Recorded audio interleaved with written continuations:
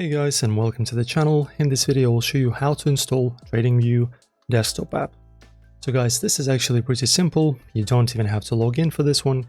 So from our home screen of TradingView, as you can see, I'm already actually logged in with my account. It doesn't really matter to you or me.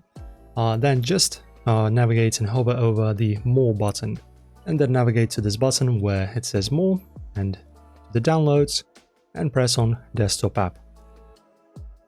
And as you can see guys, you can easily download TradingView Desktop. Just press on this button. And as you can see guys, we successfully downloaded our TradingView application. So just press on it. As you can see, it's going to be installed as a Microsoft Store application. So as you can see, internet applications can potentially harm your computer. This is fine. This is TradingView. It's a very popular platform. It's definitely not going to harm your computer.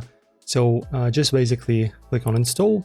Also, you can tick launch when ready, so that when it's installed, you can just automatically launch it. And that's pretty much how this is done, guys. So as you can see, only a few clicks and the TradingView desktop is installed. Guys, like the video if you enjoyed, subscribe and click on the notification bell to not miss the new uploads, and I'll see you in the next one.